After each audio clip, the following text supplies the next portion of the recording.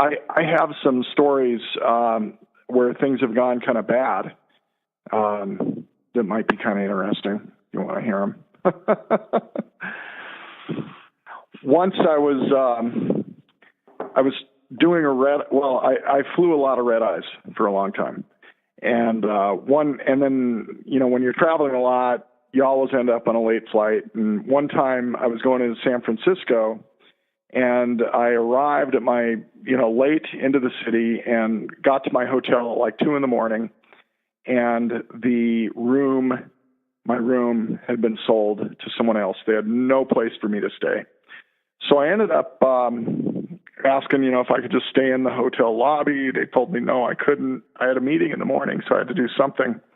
And then they told me I could sleep because they wouldn't let me do it in the lobby. They told me I could sleep in their like the broom closet where they kept all their maintenance stuff. So I ended up sleeping there on a cot.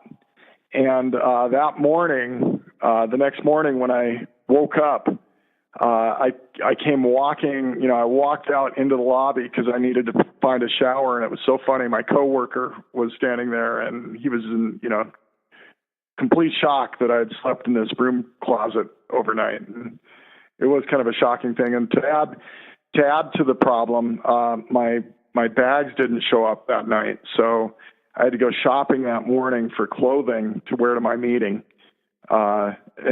Just a complete one of those completely disastrous trips. But it all worked out in the end, and I think that's an important thing. When you're traveling, you just always have to try to go with the flow and not let it bother you, not let anything bother you too much, or experiences like that can completely ruin your perspective on things for a day or two following. When you travel for a vacation, you don't worry about a wrinkled shirt. But when you travel for business, being connected, being presentable, and not having dead batteries are true causes for concern. So get on board for some business travel hacks with your host, Brian Eisenberg.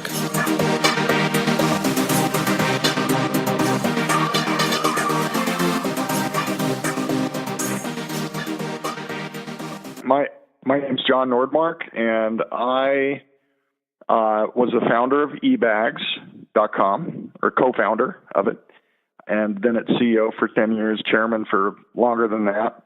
I run an innovation workflow company that helps large organizations become more digital, and as a result of that, today I travel. I'm a million miler on United, and I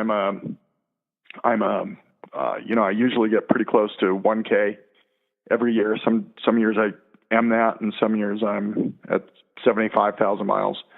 But I do a lot of travel, and it's just because my work requires it. What's your travel superpower? My travel superpower.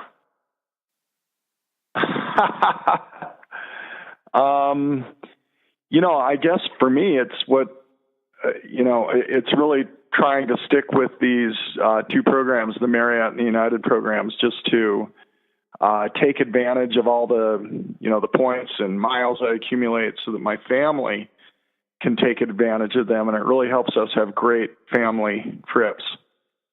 Yeah, I worked for, I was an investor actually in UsingMiles, and then ended up working there for a couple of years.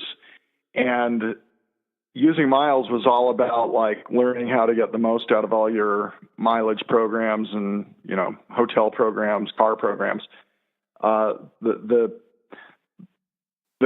tricks, there are many kind of tricks involved with making the most of those programs, but I think the most important thing is just sticking with one hotel chain or one airline. It's really, quite simple in a way.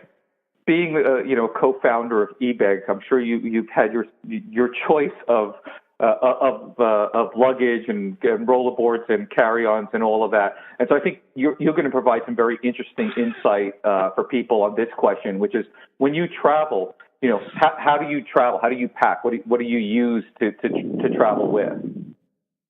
Yeah, Brian, it's true. I spent 20, 30, I don't know how long, over 20 years in the travel accessories business. And so I have had my choice of bags to travel with, accessories to travel with, and I've landed on using, this sounds really self-serving, but I have nothing in this anymore. I use eBags bags and accessories pretty much all the time. And the reason is the quality of those bags is so high. The backpack that I use, which if I'm on a really short trip, like a one-day trip, I may use it for my suitcase and my business case.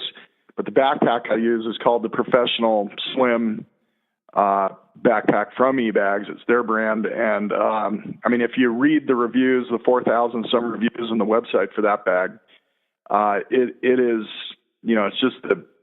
it's just super functional. And so I like that one. And then I use these things called packing cubes. And eBags, I think, kind of made them, I don't know, famous isn't the right word, but they sell, millions of them. And they help you organize the inside of your bags, like your suitcases. If you've got a lot, if you're on a longer trip, you can put all your underwear in one bag, your socks in another, your shirts in another, and it just compartmentalizes a suitcase that can a lot of times get pretty messy. And then what I also like to do is carry one of those that I use when I have dirty clothes. So I'll kind of compartmentalize the clothes that I've already used and keep them away from the clothes that I've, that are still fresh. Well, I definitely have nothing in eBags, but I am a loyal customer as well. I have two different eBag backpacks that I've used for travel. One of them is over a decade old, has seen, probably close to 1 million miles already, and it looks as good as the day I bought it. So, and same thing, I use the packing cubes. I will not argue with the quality part to it. If we were to take your backpack and dump it out, what would we find in there? My backpack, I keep packed all the time with cords. I never take them out, and the reason I do that is I have a forgetful mind. I've always got a lot of stuff on my mind, and the last thing I want to think about is like all these little accessories and doodads that if you forget, they make your life kind of miserable on the road. So what you'd find in my backpack is travel accessories like extra cord for my phone, my computer. I also keep a little kit of like toothpaste, toothbrush, those kind of things in my bag just in case. So it's kind of like a ready-made mini travel bag all the time, and that's the case whether or not I'm just working near my home or whether I'm, getting ready to travel. It's just kind of an always ready to travel backpack. Tell us about your favorite travel hack. My favorite travel hack, maybe I've got two, and I wouldn't call them, like they aren't rocket science or anything, but I think just keeping an extra set of cords in my work backpack all the time so that I never forget my computer cord, never forget my phone cord is, really, really important to me. The second one would be when I'm traveling on the long trips is using my packing cubes because they're just so compartmentalized in my suitcase. I can segment everything I need and just feel really organized as I travel, as if I'm at home. So those are probably the two things that I'd call my travel hacks. Do you have any special travel clothing that you wear? I like to use wrinkle-free shirts, for example, when I fly and stuff like that. How about you? Oh, it's funny you say that. That would be a travel hack for me too. I will only buy wrinkle-free shirts now. And, you can get really good ones, I think, from, a number of places that look dressy or even casual. But, if I have to iron a shirt or spend too much time preparing it in a hotel, before going to a meeting or something, it's just a waste of my time. And I'm not very good at it anyway. Once when I was young, I tried to iron a shirt on it was on my body and I burned myself.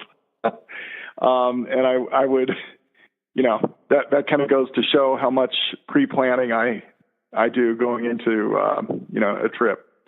So the wrinkle frees are a big deal to me. I just actually found a new wrinkle-free brand that I'm in love with. Which one?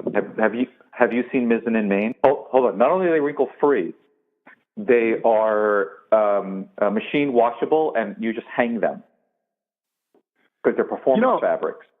Yeah, that's pretty much what I try to find too. And and they have a third benefit. What's that? They're moisture wicking, so that when you're like, I tend to perspire a lot, especially when I'm under hot lights when I'm speaking, right? Or if I'm wearing a blazer as well. I could take off my shirt my blazer at the end of it, and I don't even have a pit stain.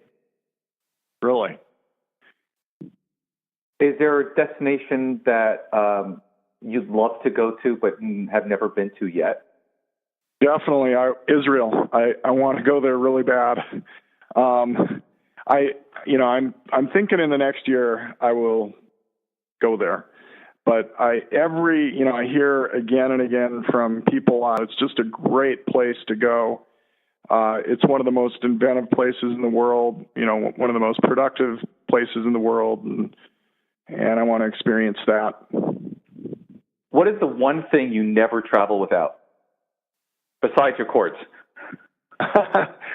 Besides my cords, I never travel without my computer, my phone. A book. I take a book with me every time I go somewhere. Whether, like right now, I'm reading one about the Civil War. I just went to Gettysburg with my family, and it was phenomenal. Like a great experience. We got a private tour on that trip, which is easy to get. They're just people that are kind of retired that give these tours around Gettysburg. But as a result of that, I bought a book about the war. And so I carry that with me wherever I go now, in case I get a little time, and I read that book. And whatever I'm interested in at the time, sometimes it's business books, sometimes it's not, I will take that with me. And it's also a book. It's not a Kindle. I've got multiple tablets and Kindles, but I carry the book for some reason. Heck, you know what? Your book was one of them I carried around. Your Amazon book, I carried that with me. I carried a few copies, one to give to people, and I enjoyed. That's exactly the kind of book that I'll haul around with me, everywhere I go. I'll change them out as I finish them, but yours was one I carried with me. What is the best lesson learned? Best lesson learned. Stick with your loyalty programs. That's the lesson I've learned traveling for many, many, many years now. I wish I would have picked one or two early on and stuck with them rather than going for the cheapest price. And for me, it's, I do that all the time now, and it's paid off. I just wish I would have done it earlier, so it would have started paying off a lot earlier than it has for me. Thank you for listening to Business Travel Hacks with your host, Brian Eisenberg. Catch us on the web at businesstravelhacks.com or at Business Travel Hacks on Facebook and Instagram.